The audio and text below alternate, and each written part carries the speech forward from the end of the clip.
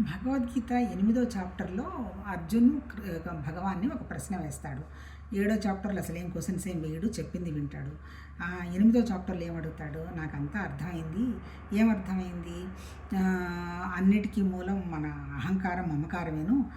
అది పోవాలి అంటే ఏంటి? శరీరానికి ఇచ్చినటువంటి అన్ని ధర్మాలు పద్ధతిగా నెరవేర్చాలి. ఆ తర్వాత నిష్కామ కర్మ చెయ్యాలి.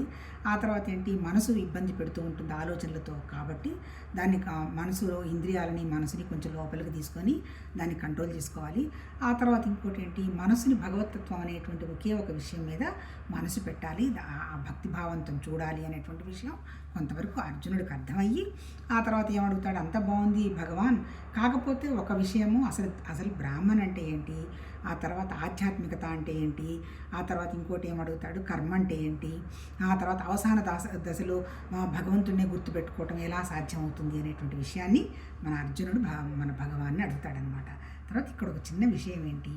ఈ ప్రశ్న కనుక వెయ్యాలి అంటే కొద్దో గొప్ప మన మనసు పవిత్రం కావాలి. పవిత్రం అంటే ఏం లేదు, మన మనసు ఏంటి? అనవసరపు విషయాల మీద, అనవసరపు మనుషుల గురించి కొంచెం బెంగపడడం, ఆలోచించడం ఎప్పుడైతే మనం మానేస్తామో అప్పుడు మన మనసు పవిత్రమైంది అని అర్థం. అంటే ఏంటి? మనసులో ఇంకా అనవసరమైనటువంటి సంకల్పాలు, పనులు, ఆలోచనలు, విచారణలు లేవు కదా. అప్పుడు మనది ప్యూరిఫై అయిపోయినటువంటి మనసు అంటారు.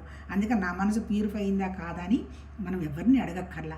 మనకు ఎలాంటి ఆలోచనలు వస్తున్నాయి అనేటువంటి విషయాన్ని గుర్తుపెట్టుకోవాలి. ఇక్కడ ఆ మహానుభావుడు ఏం చెప్పాడు? బ్రాహ్మణ్ అంటే అన్న పరమాత్మ అన్న భగవాన్ అన్న ఒకటేనయ్యా అర్థం. సర్వశ్రేష్ఠుడు, ఆయనకు ఒక రిఫరెన్స్ పాయింట్ లేదు. అంటే ఏంటి? ఇలా ఉన్నాడు, అలా ఉన్నాడు, ఇక్కడ ఉన్నాడు, అక్కడ ఉన్నాడు అని లేదు. అది ఒక శక్తి. ఆధ్యాత్మికత అంటావా? దానికి ఒక రిఫరెన్స్ పాయింట్ ఉంది. ఆధ్యాత్మికత అంటే నీ జీవత్వం, నీకు ఒక శరీరం ఉంది, నీకు ఒక ప్రాణం ఉంది, నీకు ఒక మనసు ఉంది. అల్టిమేట్ ఏంటి? ఆధ్యాత్మికత అంటే నీ స్వభావాన్ని మార్చుకొని శరీరం జస్ట్ రిఫరెన్స్ పాయింట్ అని క్యాజువల్గా చూస్తూ ఉన్నటువంటి నిరాకారమైనటువంటి పరమాత్మ తత్వస్థితికి వెళదామనేటువంటి భావము, సాధనే, ప్రాక్టీసు. అందుకని ఉన్నది అదే ఒకటే కాబట్టి. తర్వాత కర్మ అంటే ఏంటి? కర్మ అంటే ఏముంది? మామూలు మీరు శరీరం చేసుకునే పనులు కాదు, భగవతత్వంలో వ్యక్తమైనటువంటి పనులన్నీ కర్మ కిందకు వస్తాయి. ఏంటి? ఇప్పుడు పంచభూతాలు ఉన్నాయి, సూర్యుడు ఉదయిస్తున్నాడు, నీళ్లు ఉన్నాయి, అగ్ని ఉంది, అదే సూర్యుడు ఉన్నాడు, ఉదయిస్తున్నాడు, వెళుతున్నాడు. ఆ తర్వాత ఆకాశం ఉంది, అందులో ఉన్నాము, గాలి ఉంది. ఇవన్నీ కూడా యజ్ఞంలాగా సృష్టికి సంబంధించిన పనులన్నీ చేసుకుంటూ పోతున్నాయి. దాన్ని కర్మ అంటారు. ఇప్పుడు నీది వచ్చేంటి? నీది ఆధ్యాత్మికత. ఈ ఆధ్యాత్మికతలో ఆ ఆత్మ అన్నా మళ్ళీ పరమాత్మ అన్నా అంతా ఒకటే. నీ రిఫరెన్స్ పాయింట్ మీద కనుక నువ్వు ఎక్కువ ఫోకస్ పెట్టకుండా ఉన్నావంటే నీ మనసు నిశ్చలం అయ్యి నువ్వే పరమాత్మతత్వం అనేటువంటి భావం నీకు ఎప్పుడు గుర్తుంటుంది. కాబట్టి నీకు నాకు తేడా లేదు. ఏ టైంలోనైనా నీకు ఇంక మరణము పుట్టుక లేదు అన్నట్టు చెప్తాడు.